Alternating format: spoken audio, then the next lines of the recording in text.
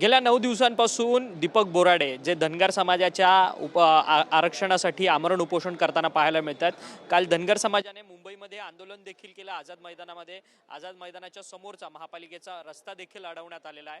या सगळ्या संदर्भात बातचीत करण्याकरता आपल्यासोबत सांगोल्याचे आमदार बाबासाहेब देशमुख आपल्या बरोबर आहेत। देशमुखजी, खरं तर तुम्ही देखील धनगर समाजातून येता, परंतु धनगर समाजाला एसटी मधनं आरक्षण देण्याच्या मागणी करता सातत्यानं दीपक बोराडे आंदोलन उपोषण सगळ्या गोष्टी करताना पाहायला मिळतात। आता त्यांचा मुंबईमध्ये आमरण उपोषण होतंय। सरकार त्याची दखल घेते का? कारण की आजचा 9वा दिवस आहे संपूर्ण। तसं पाहता या देशाला स्वतंत्र होऊन 80 वर्ष होत आली आणि ही मागणी स्वातंत्र्य मिळाल्यापासूनची या समाजाची आहे। मध्यंतरी स्वर्गीय अटल बिहारी वाजपेयी साहेब पंढरपूरला आले होते, त्यावेळेस काही धनगर समाजातल्या नेते मंडळींनी खूप मोठा मेळावा घेतला आणि दुर्दैवाने त्याच्यानंतर अटलजींचं सरकार गेलं। आत्तासुद्धा मागच्या काही महिन्यामध्ये सन्माननीय दीपक भाऊंनी जालन्यामध्ये खूप मोठं आंदोलन केलं आणि त्यावेळेस सरकारने दखल घेतली आणि काही शब्द दिले होते। मागच्या 15 दिवसामध्ये या विधानभवनाच्या सभागृहाच्या ज्या काही मीटिंगचे हॉल आहेत त्या विधानभवनामध्ये त्यांची आणि सरकारची एक मीटिंग झाली आणि त्याच्यामध्येही काही शब्द दिले गेले आणि त्याच्यावरती सुखी नसल्यामुळं, संतुष्ट नसल्यामुळं दीपकजींनी परत मागच्या 8-9 दिवसापासून आझाद मैदानावरती उपोषण धरलेलं आहे आणि काल आंदोलनही त्यांनी केलं।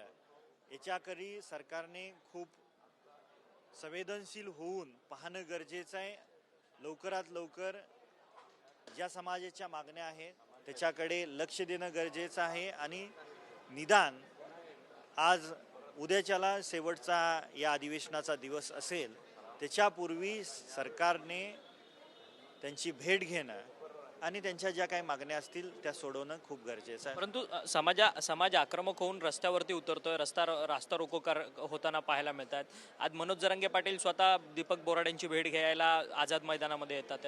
नक्की सरकार असंवेदनशील आहे का या सगळ्या गोष्टींना घेऊन? सातत्यानं आरक्षणाच्या संदर्भातली मागणी होते आदिवासी कोट्यातून, परंतु आदिवासी समाज देखील तुम्हाला विरोध करताना पाहायला मिळतोय, आम्हाला अतिरिक्त कुणी आमच्या कोट्यामध्ये नको आहे म्हणून। समाजाची मागणी ही आहे की एसटी मधल्या सर्व सुविधा या समाजासाठी मिळाल्या पाहिजेत। आज ही वाड्या वस्तीवरती दऱ्याखोऱ्यात मेंढपाळ समाज राहतो।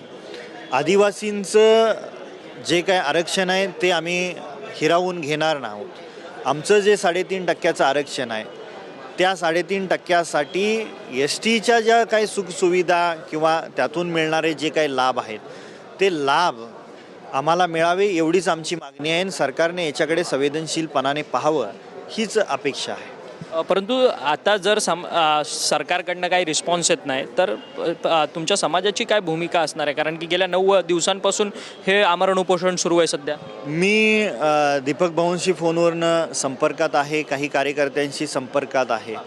जर लवकरात लवकर सरकारने याच्याकडे संवेदनशीलपणाने पाहिलं नाही तर समाज हा आक्रमक होईल, न्याय सुव्यवस्थेचा प्रश्न निर्माण होऊ शकतो। ज्यावेळेस समाज आक्रमक होतो त्यावेळेस विविध घटना घडतात।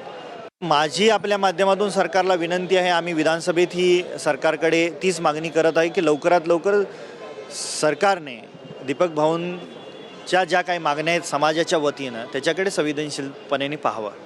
तर धन्यवाद आमच्याशी बातचीत केली। बाबासाहेब देशमुख होते, शेकापचे आमदार आहेत सांगोला तालुक्याचे। ते म्हणतात की धनगर समाज आपल्या हक्काच्या मागण्या मागतोय, एस टीमधलं जे काही आरक्षणाच्या ज्या काही सवलती आहेत त्या फक्त आम्हाला लागू करण्यात यावा, ही मागणी काय आत्ताची नाही आहे। त्यामुळे या सगळ्या मागण्यांकडे खरं तर सरकारनं संवेदनशीलपणं बघणं गरजेचं आहे। आजचा दीपक बोराडेंचा 9वा दिवस आहे आमरण उपोषणाचा, त्यामुळे मी देखील त्यांच्या संपर्कात आहे।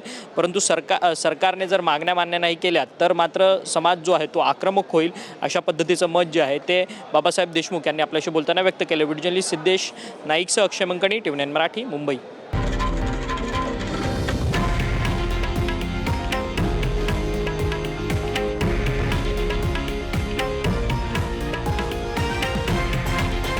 हे आहे देशातील नंबर 1 न्यूज नेटवर्क आणि आपण पाहत आहात TV9 मराठी, एकमेव।